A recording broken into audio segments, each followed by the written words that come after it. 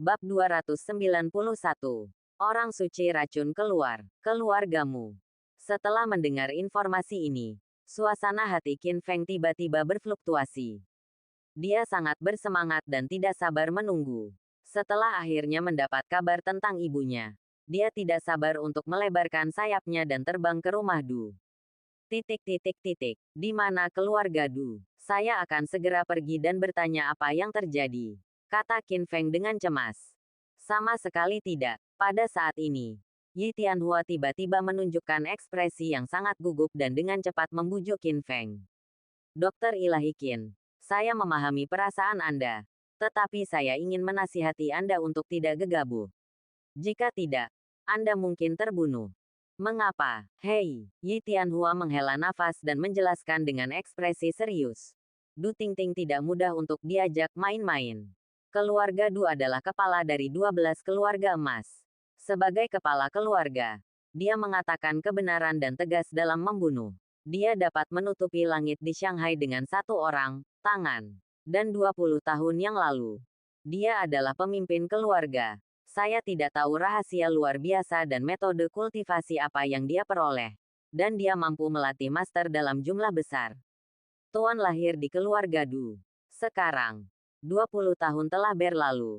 Saya tidak tahu seberapa kuat tim Grandmaster keluarga Du. Ini adalah kekuatan yang menakutkan. Karena keberadaan Du Leiting, Raja Shanghai dan Hai. Bahkan kekuasaan resmi Daxia tidak bisa ikut campur dalam urusan Shanghai. Bahkan 11 keluarga emas kita yang tersisa hanya bisa menyerah padanya. Kekuatan Du Leiting berada di luar imajinasimu. Mendengar ini, Qin Feng sedikit bingung, kaget. Kembangkan master secara berkelompok. Sepertinya ini adalah hal yang belum pernah terjadi sebelumnya. Anda tahu, tuannya seperti seekor naga. Di sungai dan danau, ada banyak orang seni bela diri. Seperti ikan mas krucian yang menyeberangi sungai. Tetapi jarang ada master. Bahkan jika Anda bergabung dengan beberapa keluarga besar atau kekuatan yang kuat, Anda masih dapat menikmati perlakuan sebagai tamu terhormat.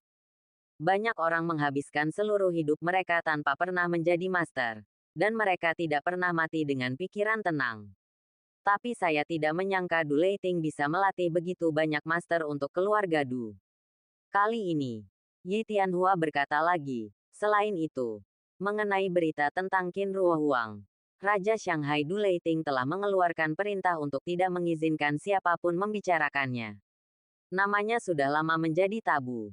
Semuanya untuk alasan apapun. Saya tidak berani berbicara. Jika saya tidak tahu, saya tidak akan pernah memiliki kesempatan untuk mengetahuinya. Petik 2. Saya pikir, pasti ada sesuatu yang rahasia antara ibumu Qin Ruohuang dan Du Leiting.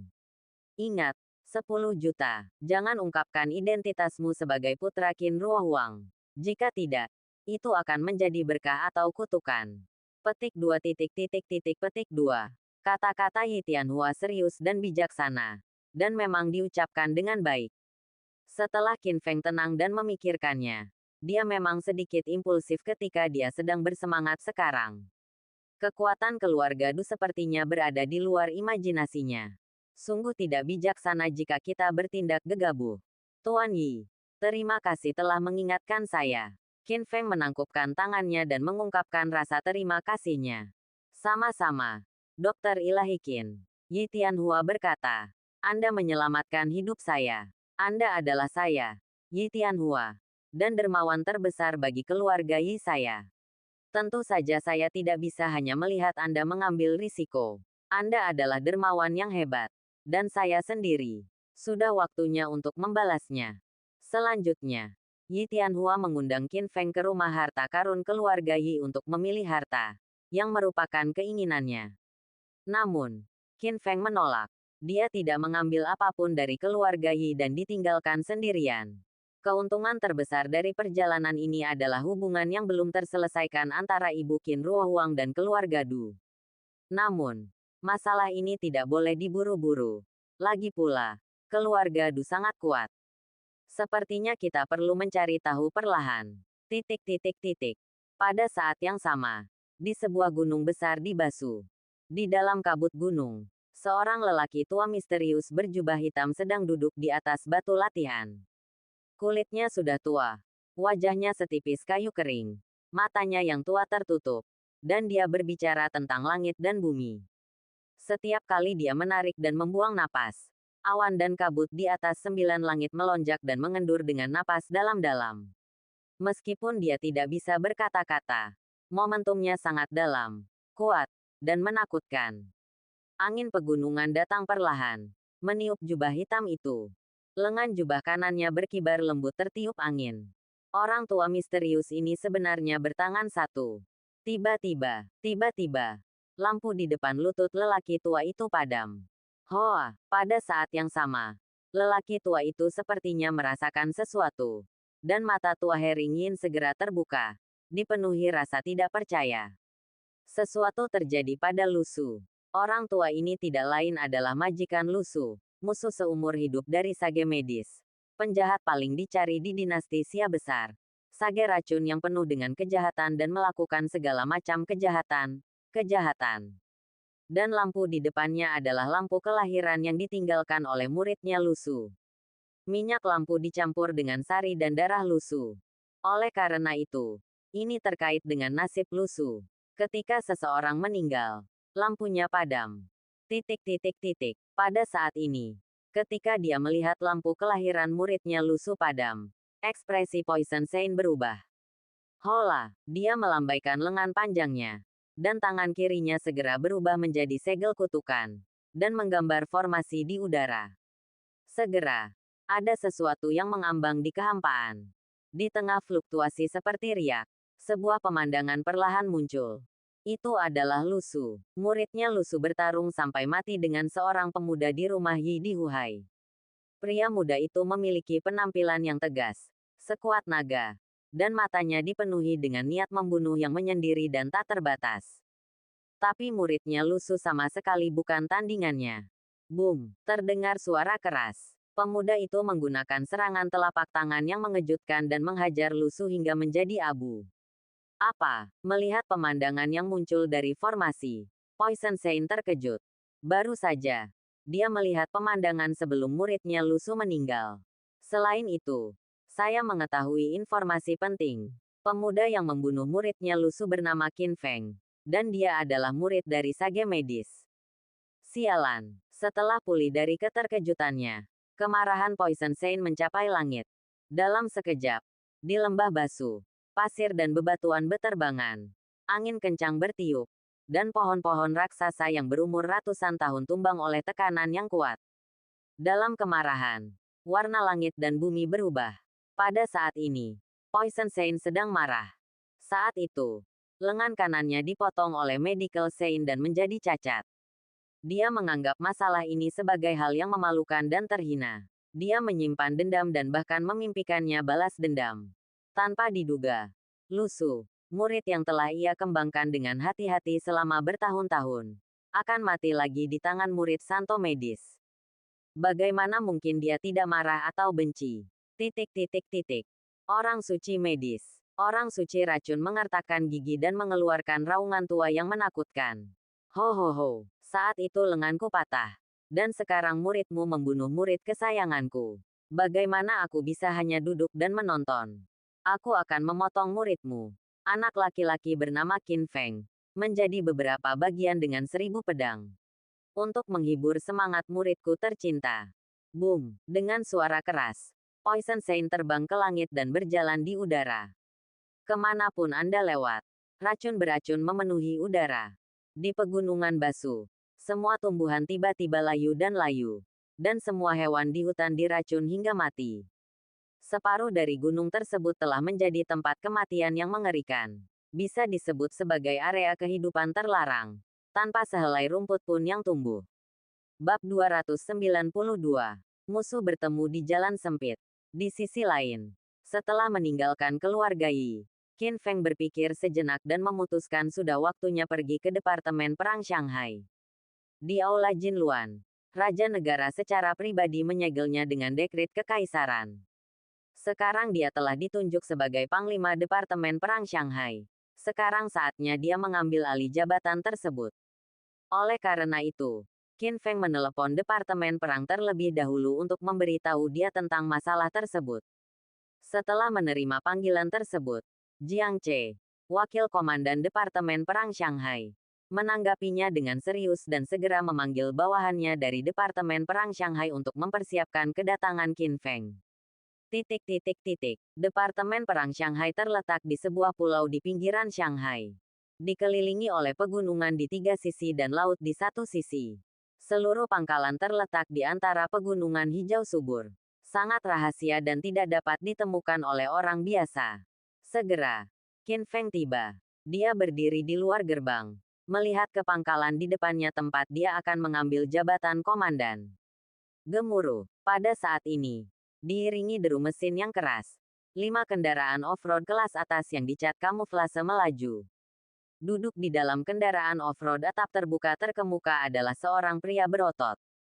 Dia mengenakan seragam militer kamuflase dan baret. Dia memiliki energi yang kuat dan otot yang kuat. Kacamata hitam pekatnya membuatnya tampak lebih mendominasi dan bangga. Kapten sudah kembali dari pemeriksaan. Kenapa tidak segera membuka pintunya? Sebelum mobil tiba, pria yang memimpin mobil itu mulai berteriak dan memarahinya. Ah, iya. Setelah mendengar perintah tersebut, penjaga tersebut langsung menunjukkan ekspresi gugup dan tidak berani menunda. Dia segera membuka pagar dan berdiri di samping dengan hormat. Jeep itu bertabrakan, menimbulkan debu ke seluruh pulau. Qin Feng mengerutkan kening dan mengambil 2 langkah ke samping. Sekilas tak terduga, dia menemukan bahwa pria besar berkacamata hitam yang duduk di mobil terdepan sebenarnya adalah kenalan lama yang pernah dia temui sebelumnya. Luo Yunfei. Sebelumnya, di reuni kelas elit, Qin Feng berkonflik dengan Luo Yunfei dan bahkan bertengkar. Namun, Luo Yunfei tidak hanya kehilangan pedangnya, tetapi juga dipukuli sampai mati olehnya, kehilangan muka dan melarikan diri. Pada saat yang sama, Luo Yunfei di dalam mobil juga melihat sekilas Qin Feng. Berhenti. Luo Yunfei melambaikan tangannya dan memerintahkan konvoi itu berhenti. Luo Yunfei berdiri di dalam mobil dan menatap Qin Feng. Dia melepas kacamata hitamnya dengan penuh minat. Matanya penuh dengan senyuman lucu. Nak, kita bertemu lagi. Sebelumnya, di Hongyihui, kamu membuatku kehilangan muka di depan umum. Aku akan selalu mengingat hutang ini. Kamu jatuh ke tanganku hari ini. Mari kita lihat bagaimana aku menghadapimu. Hahaha. Luo Yunfei tahu bahwa Qin Feng ditugaskan di Departemen Perang Shanghai dan akan segera bergabung dengan pos tersebut. Dia sudah lama memiliki dendam terhadap Qin Feng, tapi dia telah menunggu. Sekarang, kita bertemu di jalan sempit. Oh, Qin Feng berdiri di bawah mobil dan berkata dengan tenang, bukankah ini Kapten Luo? Nasihat apa yang Anda punya? Luo Yunfei mendengus dingin, bersikap arogan dan berbicara dengan arogan. Kamu juga tahu kalau aku kaptennya. Gampang, dengar, bocah. Aku ingin kamu berlari 50 kali mengelilingi pulau ini sekarang. Jangan malas, karena kamu hanya punya waktu 2 jam. Jangan selesaikan. Kamu tidak akan diizinkan makan malam ini. Petik 2. Luo Yunfei berpikir bahwa Qin Feng hanyalah seorang prajurit tanpa kekuatan. Dan sebagai kapten sekolah, dia adalah atasan langsung Qin Feng. Oleh karena itu, ketika Anda mendapat kesempatan, dengan sendirinya Anda akan mempersulit untuk menghilangkan kebencian Anda. Namun, Qin Feng mencibir. Kamu ingin melatihku? Maaf, dengan statusmu, kamu tidak memenuhi syarat. Petik 2. Setelah mendengar ini, Luo Yunfei tidak mengatakan apa-apa. Tetapi orang-orang di sampingnya menjadi marah. Dan mereka semua sombong dan mengumpat. Berani, nak. Kamu sedang mencari kematian. Kamu berani berbicara dengan Kolonel Luo seperti ini. Kamu pasti tidak sabar. Karena kamu telah datang ke Departemen Perang, kamu harus mematuhi peraturan di sini. Kapten Luo adalah atasan langsungmu. Perintah militer itu seperti gunung. Beraninya kamu tidak mendengarkan. Petik 2. Bagaimana dengan Kapten? Qin Feng berkata dengan nada menghina. Saya menyarankan Anda untuk segera keluar dari sini dan jangan membuat diri Anda tidak nyaman. Jika tidak, Anda akan menyesal ketika Anda mengenakan seragam militer setelah saya melaporkannya. Hahaha, mendengar ini, Luo Yunfei tertawa. Bocah nakal, apa yang kamu bicarakan dalam tidurmu? Bahkan jika kamu melaporkannya, tidak masalah jika kamu mengenakan seragam militer. Kamu pikir kamu ini siapa? Seorang prajurit kecil di distrik ini seharusnya berada di bawah kendali dari kapten. Belum tentu begitu. Qin Feng tersenyum dingin dan berkata, kamu harus tunduk padaku nanti. Sialan, Luo Yunfei sangat marah, menatap tajam ke arah Qin Feng, dan berteriak, anak nakal, nadamu sangat keras. Karena kamu tidak patuh, aku akan mengajarimu peraturan Departemen Perang Shanghai. Dia menunjuk ke arah Qin Feng dan memerintahkan orang-orang yang mengemudi di sampingnya. Pergi, tampar anak ini 10 kali. Ya, Kapten. Setelah menerima perintah, prajurit yang mengemudi segera melompat keluar, berjalan ke arah Qin Feng dengan sikap arogan, dan tanpa mengucapkan sepatah kata pun, melambai dan menamparnya. Mata Qin Feng bersinar. Dia mengambil langkah pertama dan menendang seperti kilat. Bang! Ah! Sebelum prajurit itu sempat bereaksi, dia ditendang beberapa kaki jauhnya oleh Qin Feng dan jatuh dengan keras ke tanah, meratap kesakitan. Apa? Sialan. Anak ini berani melakukan sesuatu. Berkumpul dan beri dia rasa. Petik 2. Petik 2. Tindakan Qin Feng segera membuat marah semua orang. Dalam sekejap mata, semua orang di beberapa kendaraan off-road keluar. Semuanya adalah bawahan Gui Luo Yunfei. Lebih dari selusin orang berkumpul, menyerang Qin Feng dengan niat membunuh. Jangan melebih-lebihkan kemampuanmu sendiri. Momentum dan keagungan Qin Feng meledak, dan dia bergegas maju dengan sepasang tinju raksasa.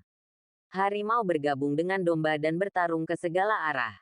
Bang, bang, bang, saat tinju raksasa itu menyerang, sepertinya angin puyuh tingkat 8 yang menakutkan sedang bertiup.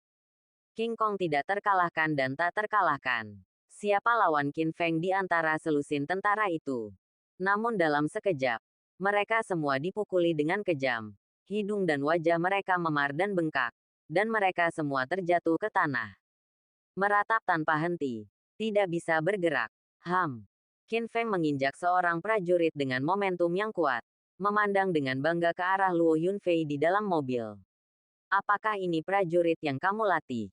Ayam dan anjing. Mereka hanyalah sekumpulan sampah yang tidak bisa dimanfaatkan.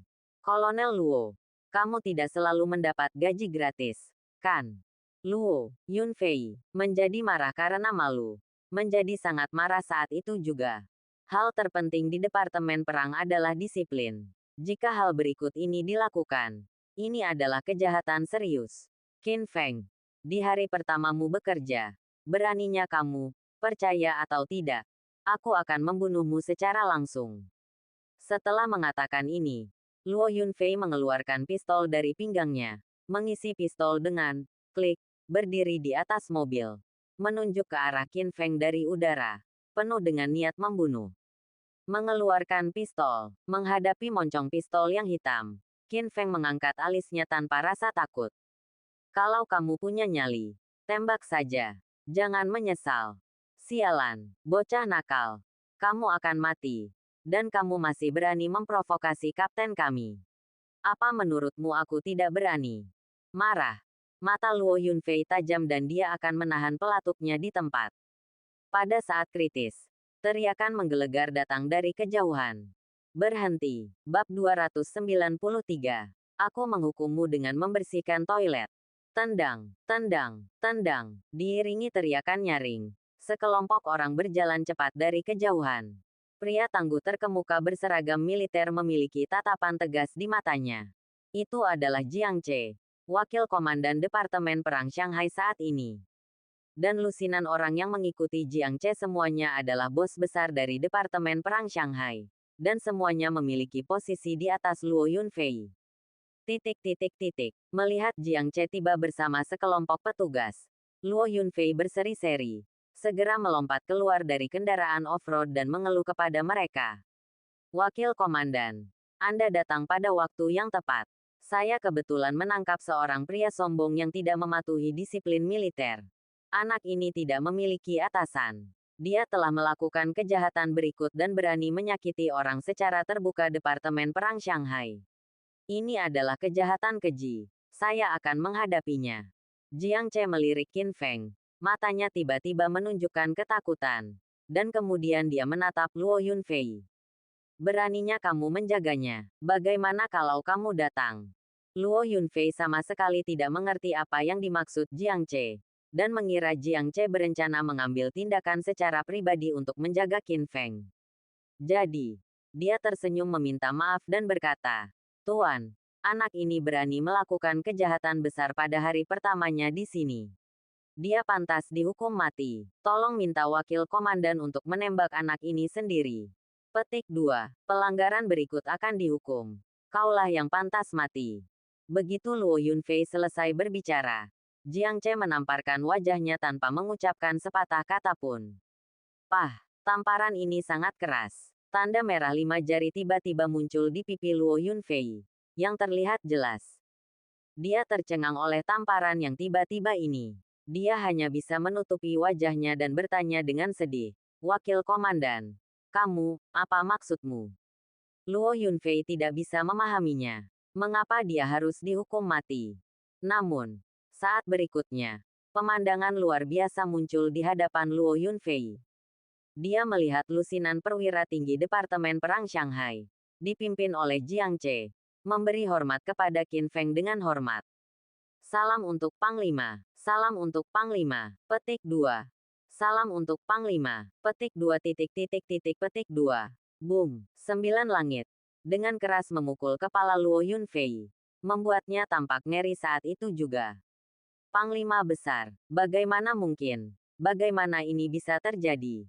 Luo Yunfei tidak percaya. Sebelumnya, saya pernah mendengar bahwa komandan yang baru diangkat adalah seorang tokoh terkenal dan berpengaruh. Itulah juara umum kompetisi nasional pemeringkatan Qingyun tahun ini. Di atas panggung, momentumnya luar biasa dan tidak dapat dihentikan. Bahkan Long Aoyun, tuan muda kedua dari keluarga Panjang, sekte ibu kota kekaisaran berusia 1000 tahun, dipukuli hingga lumpuh oleh metode gemuruh Qin Feng yang benar-benar menghancurkan di atas ring. Menyapu segalanya, mengejutkan dunia. Setelah itu, Istana Jinluan secara pribadi dianugerahi gelar Panglima Departemen Perang Shanghai, dan dia menjadi lebih mulia dan cemerlang. Mungkinkah Qin Feng, bocah nakal yang selama ini dia anggap remeh, adalah Panglima Departemen Perang Shanghai yang dikabarkan akan mulai menjabat? Di bawah sorotan, Hola, Qin Feng menggelengkan kepalanya dan memperlihatkan paket yang dibawanya di belakangnya. Jubah perang bermotif naga perang berlapis emas menjulang ke langit dan terbentang di udara. Naga perang di dada membuka gigi dan cakarnya. Dan matanya seperti lonceng tembaga, seperti aslinya dan memancarkan aura pembunuh. Qin Feng berdiri di sana, merentangkan tangannya dengan dingin dan mendominasi. Baju itu perlahan menghilang. Di mata Jiang Che dan jenderal lainnya yang terkejut dan takjub. Itu sangat cocok untuk Qin Feng.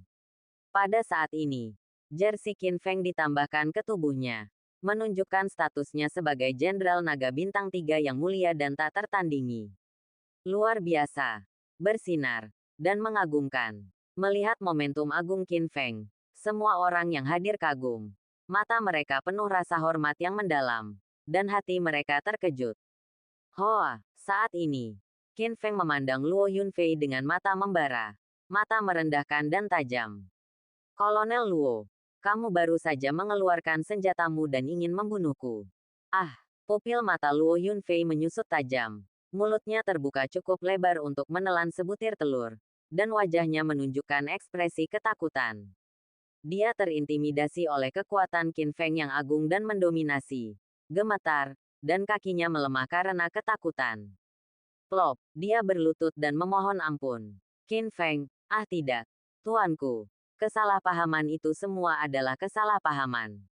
Anda memiliki status terhormat dan posisi kekuasaan yang tinggi.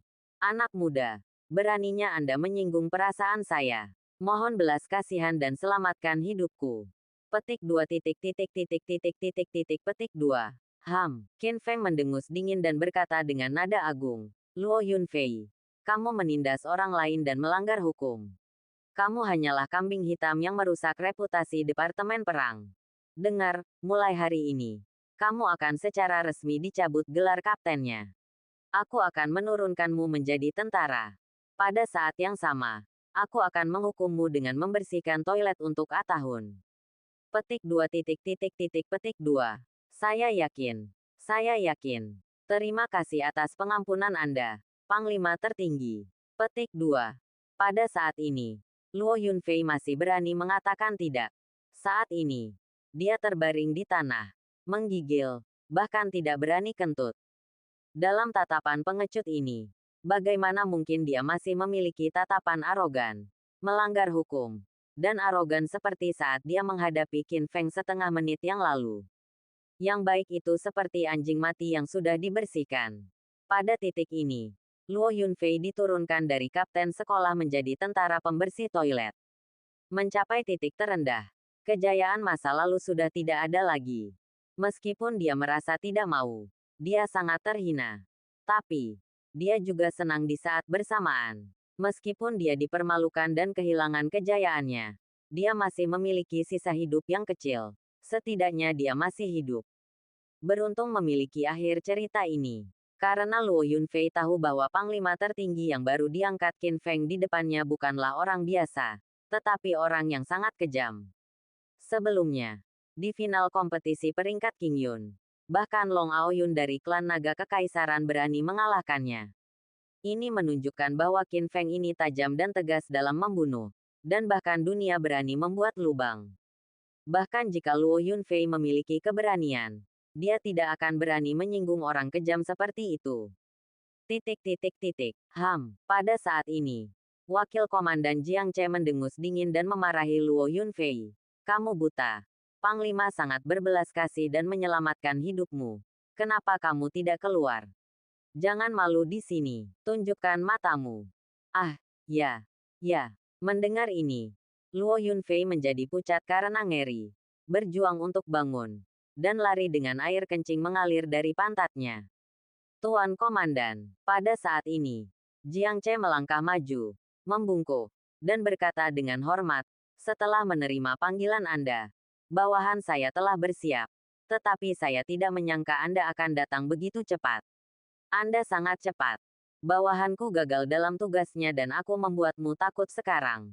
Tolong hukum aku. Petik 2. Tidak, Qin Feng melambaikan tangannya dan berkata dengan murah hati.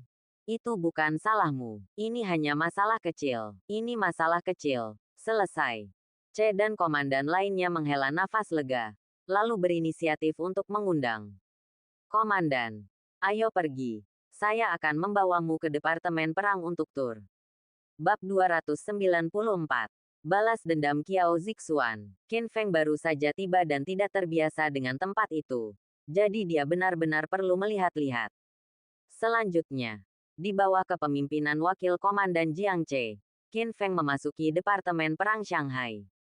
Dia mengenakan jubah militer dan tampak agung. Kemanapun dia pergi, terlihat kekaguman dan hormat. Dan dia tiba-tiba menjadi fokus seluruh Departemen Perang. Pada saat yang sama, dia juga menanyakan beberapa pertanyaan tentang Departemen Perang. Dan Jiang Che juga mengetahui segalanya. Segera, Qin Feng secara kasar memahami situasinya. Ada sekitar 200 orang dengan gelar di Departemen Perang Shanghai. Setiap perwira memimpin sejumlah prajurit yang berjumlah sekitar 3.000 orang. Jika tidak ada perang, tugas utama di hari kerja adalah berpatroli di seluruh laut Shanghai.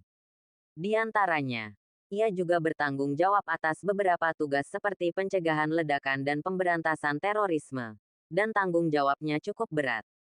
Namun, Jiang Che juga mengatakan sesuatu yang sangat memprihatinkan. Qin Feng, Panglima Departemen Perang, dianggap sebagai bos yang layak dan orang penting bagi orang-orang biasa. Namun di Shanghai, ada keluarga kaya di mana-mana, terutama 12 keluarga emas, yang mengendalikan segalanya dan menutupi langit dengan satu tangan. Meski terdengar agak tidak menyenangkan untuk dikatakan, nyatanya, dibandingkan dengan Qin Feng, Panglima Departemen Perang, keluarga kaya di Shanghai masih lebih takut pada 12 keluarga emas. Karena mereka adalah penguasa Shanghai yang sebenarnya. Dan bahkan prajurit swasta dari keluarga emas manapun dan ahli seni bela diri yang mereka dukung lebih kuat daripada Departemen Perang Shanghai. Qin Feng sudah siap secara mental untuk ini. Sebelum datang, dia secara kasar telah mendengar tentang situasi di Shanghai. Selain itu, dia secara pribadi telah melihat 10 ahli seni bela diri yang dibesarkan oleh keluarga Yi. Meskipun 10 master seni bela diri ini tidak menakutkan di mata Qin Feng. Namun faktanya, gabungan total 3.000 orang di Departemen Perang mungkin tidak mampu bersaing dengan para master itu. Apalagi 12 dari mereka.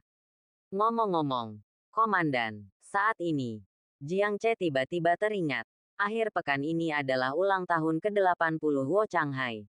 Lelaki tua dari keluarga Huo di keluarga emas. Dia secara pribadi telah mengirimkan undangan untuk mengundang Anda ke sana, hadir. Jika Anda bisa, akan sangat bermanfaat bagi Anda untuk memiliki hubungan baik dengan keluarga Huo. Apa yang dikatakan Jiang Che benar. Ada total 12 keluarga emas. Mungkin tidak mudah untuk menjadi musuh ke-12 keluarga ini pada saat yang bersamaan. Qin Feng memutuskan untuk mencari teman bila memungkinkan. Memiliki lebih banyak teman sekarang berarti berkurangnya satu musuh di masa depan.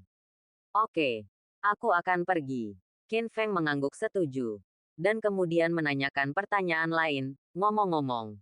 Menurutmu berapa banyak orang yang diperlukan untuk masuk ke keluarga Du? Kepala keluarga emas.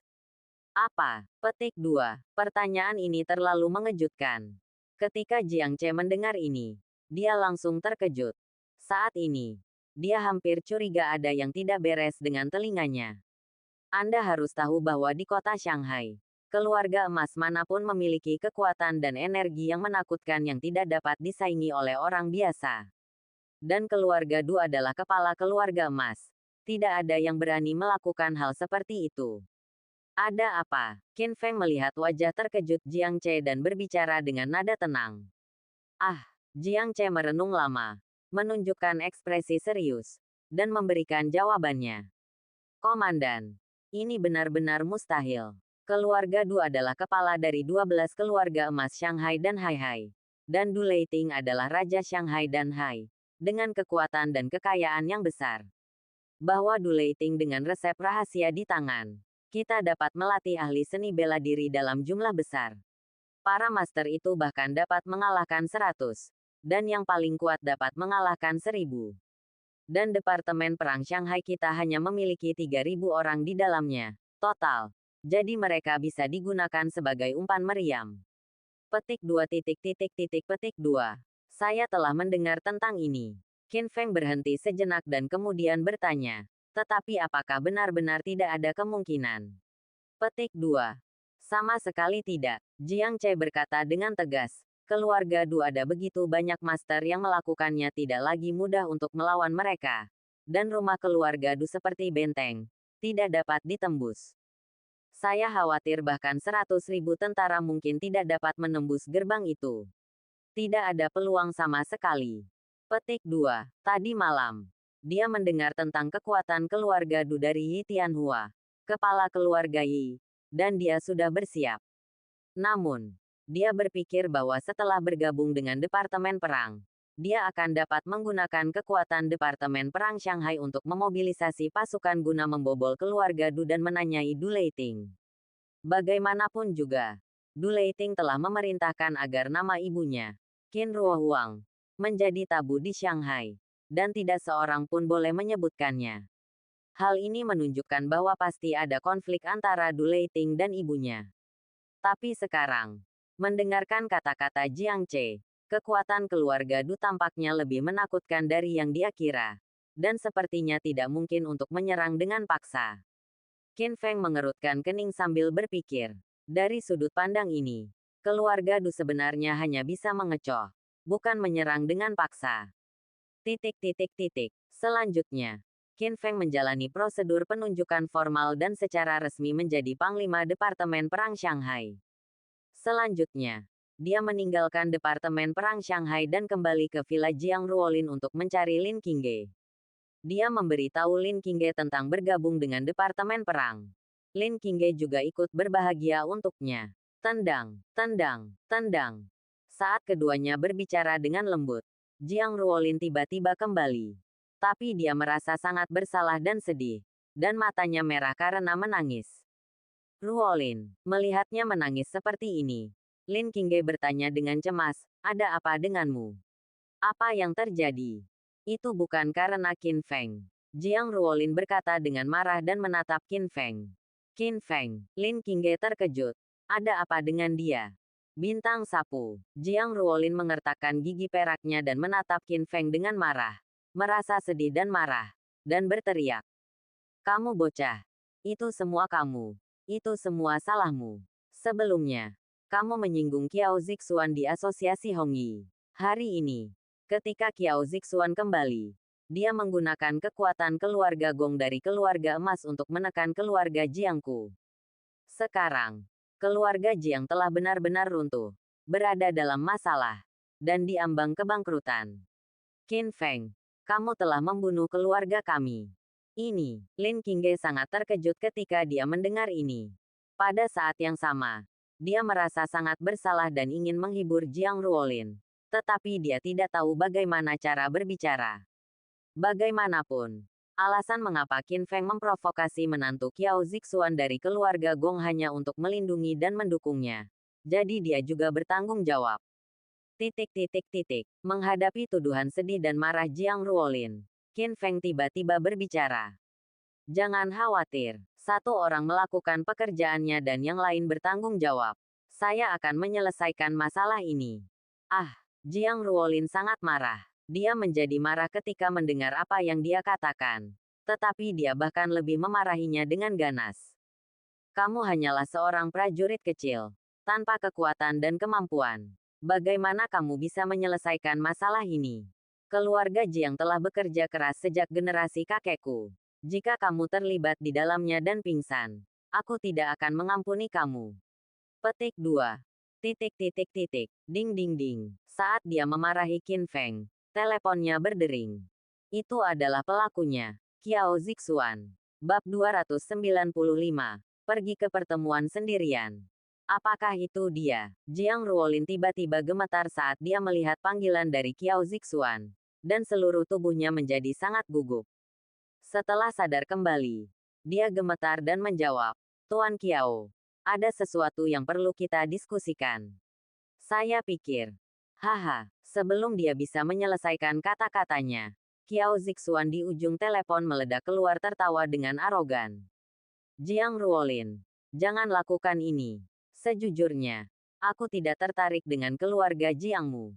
Alasan kenapa aku berurusan denganmu adalah karena bocah itu Qin Feng membuatku kesal. Dan kamu juga sama sebagai anak laki-laki itu. Bung, kamu pantas untuk tidak beruntung. Petik 2. Tidak. Jiang Ruolin menggelengkan kepalanya dan berargumen dengan sedih.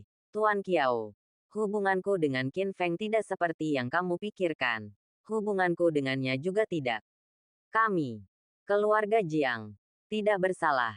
Tolong, aku akan menunggunya di Villa Sangri di pinggiran selatan. Jika dia tidak datang, keluarga Jiangmu akan mati. Setelah mengatakan itu, Qiao Zixuan menutup telepon dengan arogan. Untuk sesaat, Jiang Ruolin putus asa. Tidak apa-apa. Saat ini, Qin Feng tiba-tiba berkata, Zeng khawatir dia tidak dapat menemukan Qiao Zixuan. Tapi sekarang dia telah mengirimkannya ke pintunya. Apa maksudmu? Mau tak mau bertanya. Qin Feng, apakah kamu akan menemukannya? Bagaimana jika? Qin Feng berkata dengan tenang. Bukankah dia sudah menyampaikan permintaannya dengan sangat jelas di telepon? Tapi, Jiang Ruolin sudah lewat. Dengan marah, dia berkata kepada Qin Feng, Tuan Muda Qiao sangat membencimu. Jika kamu membiarkanmu datang ke pintu, dia pasti memasang jaring. Jika kamu pergi, kamu tidak akan menjadi bisa kembali. Petik 2. Meskipun bencana keluarga Jiangnya kali ini memang benar tidak bersalah, dan itu memang disebabkan oleh Qin Feng. Tapi nyawa manusia dipertaruhkan. Dan tidak peduli betapa dia membenci Qin Feng, dia tidak tega melihat orang ini mati seperti ini. Kalau tidak, bagaimana dia akan menghadapi Lin Qingge di masa depan. Tanpa diduga, Lin Qingge malah tersenyum dan berkata, Ruolin, jangan khawatir. Saya telah mengatakan sebelumnya bahwa Qin Feng saya sangat kuat. Jangan khawatir. Dia mengingat alamat Kiao Zixuan di telepon dan berjalan keluar dengan kepala tegak. Jelas pergi ke janji temu sendirian. Hei, tunggu. Jiang Ruolin khawatir dan memanggil Qin Feng tetapi tidak berhenti. Ini sudah berakhir. Jiang Ruolin merasa putus asa. Menurutnya, Qin Feng hanyalah seorang prajurit di departemen perang. Dia tidak memiliki kemampuan. Dan dia sedang mencari kematian. Alasan mengapa Qingge menganggap dirinya kuat adalah karena kecantikan ada di mata yang melihatnya. Sekarang, anak itu sudah mati. Villa Sangri. Setengah jam kemudian, Qin Feng tiba seperti yang dijanjikan. Di villa, Kiao Zixuan sudah menunggunya. Dia mengenakan setelan putih. Kakinya yang ramping tenggelam ke dalam sofa mewah. Dan dia menyilangkan kaki, tampak sombong. Di sampingnya, Sanlu mengenakan pakaian panas, dan tubuhnya yang panas dan halus menempel di tubuh Kiao Zixuan, seperti ular i. Kiao Zixuan menatap Qin Feng dengan senyum jahat. Nak, menurutku kamu bijaksana. Kamu sangat sombong sebelumnya, membuatku kehilangan muka. Mengapa kamu tidak meminta maaf dengan patuh sekarang? Hahaha, setelah mengatakan ini, Kiao Zixuan tertawa dengan arogan. Sanlu juga tampak sombong. Haha, Qin Feng memandang Kiao Zixuan yang sombong dan bertanya sambil mencibir. Lalu, apa yang kamu inginkan, Tuan Kiao? Petik 2. Ini sangat sederhana. Dari udara. Dengan angkuh. Nadanya angkuh. Lihat apa yang ada di sini. Mulai sekarang, kamu akan dijual sebagai budak dan akan selalu setia kepadaku seperti anjing. Semua uang yang kamu hasilkan harus diberikan kepadaku. Bayar kembali. Tunanganmu Lin Qingge cantik dan lembut. Aku sangat menyukainya. Kecantikan kecil itu pasti milikku juga. Tanda tangani ini. Aku bisa menyelamatkan nyawamu. Dan aku bisa menyelamatkan nyawa kuda keluarga Jiang. Petik 2. Petik 2. Kiao Zixuan dengan arogan menyatakan semua ketentuan kontrak yang tidak adil dan kasar. Dengan sikap yang sangat mendominasi. Anda bisa menjadi suka memerintah dan sombong. Kamu bocah. Mengapa kamu masih berdiri di sana? Sanlu juga tertawa jahat dan berkata, apakah kamu tidak mendengar apa yang Guru Kiao katakan? Jika kamu menandatangani ini, Tuan Kiao akan mengampuni kamu. Mengapa kamu tidak segera menandatanganinya? Siapa yang mengatakan itu? Apakah saya di sini untuk meminta maaf? Qin Feng mendengus. Dan kemudian membuat gerakan yang menakjubkan. Tusuk, di depan Kiao Zixuan. Dia merobek kontrak pengkhianatan dengan cara yang mendominasi. Lalu mengangkat tangannya. Hancur, segumpal pecahan memercik ke wajah Kiao Zixuan yang tertegun. Kiao Zixuan, berhentilah melamun. Apakah kamu hanya pria sepertimu? Kamu seperti seekor anjing bagiku. Sialan, Kiao Zixuan sangat marah dan berdiri dari sofa. Menatap Qin Feng dan mengertakkan gigi. Kamu bocah. Kamu tidak tahu bagaimana hidup atau mati. Aku sudah bertanya tentang identitasmu. Tetapi kamu hanyalah seorang prajurit. Kamu bukan apa-apa. Kamu harus menghormatiku. Mengapa kamu begitu sombong? Bukankah kamu takut mati? Petik 2. Kamu sudah mengatakan ini sebelumnya. Qin Feng mengangkat alisnya dan dengan sengaja mengejek. Tetapi nanti, kamu akan dipukuli sampai mati olehku. Kamu hanya menantu. Tetapi kamu sangat menghargainya. Dirimu sendiri sebagai orang nomor 1. Siapa kamu? Tidak. Apa-apa jika aku tidak menyebutkannya. Saat aku menyebutkan ini, Kiao Zixuan memikirkan adegan memalukan di Festival Hongyi dan menjadi semakin marah. Sombong. Mata Kiao Zixuan menyala-nyala. Dan nadanya penuh kebencian. Jadi bagaimana jika saya menantu? Sekarang saya bukan sosok terkemuka. Dikagumi oleh ribuan orang. Sebuah taman bermain untuk orang superior sepertiku. Tapi bagi seorang paria sepertimu, ini adalah neraka. Biar ku beritahu padamu. Hari ini, kamu juga harus berlutut dan bersujud padaku seperti anjing. Kalau tidak, kamu tidak akan pernah bisa melakukannya. Kembali hidup-hidup. Petik 2. Petik 2. Kamu sudah cukup kentut. Apakah kamu sudah selesai?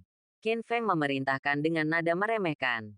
Qiao Zixuan, aku akan memberimu kesempatan untuk segera berhenti memblokir keluarga Jiang. Jika tidak, kamu harus menanggung konsekuensinya. Ada keinginan yang tak tertahankan di antara kalimat itu. Qiao Zixuan menaruhnya di matanya. Mencari kematian. Kata-kata dan sikap Qin Feng benar-benar membuat marah Qiao Zixuan. Dia sangat marah dan suka membunuh. Wah, aku memberimu kesempatan. Tapi kamu tidak tahu bagaimana menghargainya. Petik 2. Jika kamu tidak mengambil jalan menuju surga, berikan padaku dan pergilah ke neraka.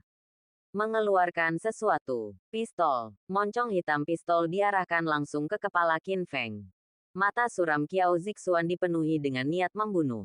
Dasar bocah. Betapapun sombongnya kamu, hidupmu akan tetap ada di tanganku. Bab 296. Bocah cantik cacat. Moncong gelapnya dipenuhi dengan niat membunuh. Krisis berbahaya bahkan tidak berjarak 3 meter dari kepala Qin Feng. Kematian sudah sangat dekat. Orang lain akan ketakutan setengah mati jika seseorang menodongkan pistol ke kepalanya. Dan orang tersebut sangat membencinya. Namun, Qin Feng tidak takut sama sekali. Dia tidak menunjukkan rasa takut di wajahnya dan dengan tenang menunjuk ke wajah gelap dan suram Qiao Zixuan. Dengan kepala terangkat tinggi dan momentumnya seperti naga, malah mencibir. Qiao Zixuan, apakah kamu pikir kamu bisa membunuhku dengan mainan kecil ini? Kamu pasti menganggap enteng Qin Feng. Aku menyarankan kamu untuk melupakannya. Petik 2. Sialan, bocah bau. Ketika kamu akan mati, kamu masih berani berbicara kasar. Tuan Qiao, pada saat ini, Sanlu memutar matanya dan segera mulai menimbulkan masalah di telinga Qiao Zixuan. Anak laki-laki ini sangat keras kepala sehingga dia bahkan tidak menganggapmu serius, Tuan Qiao. Benar-benar keji. Dari sudut pandangku, dia sama sekali tidak menyesal. Sebaiknya aku menembaknya sampai mati. Bertemu. Di hadapan semua orang, Qin Feng menamparnya 2 kali. Dia belum menelan nafas ini. Dia berharap Qiao Zixuan akan membunuh Qin Feng. Dan dia bahkan tidak sabar untuk melihat kematian menyedihkan Qin Feng. Sehingga dia bisa menghilangkan kebenciannya. Sialan. Qiao Zixuan berteriak dan berteriak. Qin Feng, bocah nakal yang meminta semuanya. Petik 2. Bang. Bola api yang berkobar menyembur keluar dari moncong senjatanya. Dan pelurunya menembus ruangan. Pada saat kritis ini, kaulah yang melakukannya, Qiao Zixuan. Aku memberimu kesempatan. Tapi sayang sekali kamu tidak menghargainya. Dalam hal ini, kamu harus bertobat kepadaku. Qin Feng tiba-tiba menunjukkan kekuatan dan aura menakutkan, sinis dan sinis. Di saat yang sama, dia menepuk telapak tangannya di atas meja. Retak, sebuah cangkir teh meledak di tempat dan langsung pecah berkeping-keping. Hembusan angin dan hujan melesat ke depan, seperti hujan badai bunga pir. Desir, desir, desir. Di antara kilat dan batu api, ratusan pecahan porselen menyembunyikan kekuatan batin Qin Feng yang luar biasa. Yang pertama menangkis peluru yang masuk. Sisa hujan menerpa wajah tampan Qiao Zixuan seperti hujan badai. Ah! Qiao Zixuan berteriak seperti babi yang disembelih di tempat. Wajahnya berlumuran darah dan dia sangat kesakitan. Benar-benar rusak. Dia awalnya adalah seorang anak laki-laki cantik di industri hiburan. Karena ketampanannya dia diperhatikan oleh wanita tertua dari keluarga Gong dan menjadi menantu keluarga Gong. Kini, wajahnya hampir berubah menjadi sarang lebah dengan pecahan porselen. Darah mengalir, meskipun tidak ada yang bisa mati karena luka parah. Wajah ini tidak akan pernah pulih. Jika wajah yang selalu dia banggakan dan bahkan memberinya segalanya. Segala sesuatu tentang Qiao Zixuan akan hancur. Yang lebih menakutkan lagi, ada ratusan pecahan porselen. Jika salah satunya dibelokkan sedikit, bukan akan mengenai wajah, melainkan tenggorokan. Jika itu terjadi, Qiao Zixuan tidak hanya akan cacat sekarang, tapi juga mati. Semua ini, tentu saja, tidak dapat dikaitkan dengan keberuntungan Qiao Zixuan. Hanya karena Qin Feng menunjukkan belas kasihan, Qin Feng tidak akan membiarkan Qiao Zixuan mati dengan bahagia. Karena itu akan terlalu mudah bagi pemuda jahat itu. Daripada kehilangan yang membahagiakan, biarkan Qiao Zixuan kehilangan wajah cantik ini. Ditolak oleh wanita tertua dari keluarga Gong, diusir, dan kehilangan segalanya. Dari apa yang disebutnya sebagai taman bermain, dia jatuh ke dalam jurang neraka. Petik 2. Ah, wajahku, wajahku. Qiao Zixuan duduk lumpuh dalam kekacauan, menutupi wajahnya yang berdarah dengan tangan gemetar. Seluruh tubuhnya tenggelam dalam rasa sakit yang hebat dan kesedihan serta kemarahan yang luar biasa. Wajah ini sangat penting baginya. Tapi sekarang.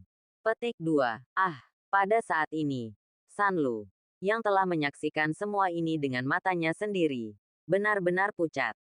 Melihat wajah Qiao Zixuan yang berdarah, dia berteriak dengan liar, dan suaranya yang tajam sangat keras.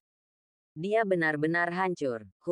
Berisik. Qin Feng mengerutkan kening, bergegas dengan langkah cepat, melambaikan tangannya dan menamparnya. Bang! Sanlu dicambuk dan diputar 3 kali, dan sudut mulutnya segera berdarah. Plop! Dia jatuh ke tanah dan pingsan. Dengar! Qin Feng menghampiri Qiao Zixuan dan menatap Qiao Zixuan yang malu. Nada suaranya dingin dan agung. Segera cabut larangan terhadap keluarga Jiang. Ini adalah perintah, bukan diskusi. Kamu tahu apa itu konsekuensinya. Petik 2. Mendengar peringatan ini, Qiao Zixuan ketakutan. Dia sangat membenci Qin Feng sehingga dia ingin mencabik-cabiknya dan memotongnya menjadi beberapa bagian. Tetapi pada saat yang sama, dia takut akan teror Qin Feng. Lagi pula, pria yang bahkan tidak takut dengan peluru hanyalah monster. Selain itu, tampaknya anak ini Qin Feng jelas bukan manusia biasa. Dan dia juga seorang ahli seni bela diri. Tidak peduli betapa dia membencinya, tidak ada yang bisa dia lakukan. Dalam keputusasaan, Qiao Zixuan dengan gemetar mengeluarkan ponselnya dan berbicara meskipun dia kesakitan. Segera cabut semua larangan pada keluarga Jiang. Cepat lakukan. Cepat. Petik 2. Setelah menelepon, Qiao Zixuan menatap Qin Feng dengan ketakutan di matanya. Berkeringat seperti hujan. Dan menjadi pucat karena ketakutan. Qin Feng. Aku telah melakukan apa yang kamu katakan. Kekuatan keluarga Gong tidak akan lagi menekan keluarga Jiang. Apakah tidak apa-apa sekarang? Kamu tahu apa yang kamu lakukan? Tak tertandingi. Kemudian dia memperingatkan. Dan, hari ini, izinkan saya memberi Anda sedikit pelajaran. Ingatlah. Namun, apakah Anda atau keluarga Gong ingin membalas dendam? Anda dapat mendatangi saya. Qin Feng, saya menunggumu. Tapi jangan salahkan aku karena tidak mengingatkanmu. Jika kamu ingin membalas dendam padaku, bersiaplah untuk serangan balikku. Petik 2. Lain kali, aku tidak akan berbelas kasihan. Ini akan menjadi bencana. Petik 2. Ah, Qiao Zixuan gemetar ketakutan. Di bawah kekuatan mengejutkan Qin Feng, dia masih berani menantang Qin Feng, dan momentumnya sangat lemah. Dia ketakutan dan langsung berjanji dengan mata ketakutan. Saya tidak berani. Saya tidak berani. Qin Feng, saya salah. Saya tidak pernah berani menjadi musuh Anda lagi. Saya berjanji. Aku bersumpah. Qin Feng mendengus dingin, menarik tatapan dominannya, dan kemudian pergi. Sekarang, larangan keluarga Gong terhadap keluarga Jiang telah dicabut. Dan Qiao Zixuan juga telah menanggung akibatnya. Qin Feng tidak takut Qiao Zixuan mengingkari janjinya dan menjadi kaya. Dengan kekuatannya saat ini, apalagi berurusan dengan Qiao Zixuan. Bahkan berurusan dengan keluarga Gong dari keluarga emas di belakangnya pun mudah. Namun, Qiao Zixuan hanyalah menantu dan tidak cukup memenuhi syarat bagi Qin Feng untuk memobilisasi pasukannya.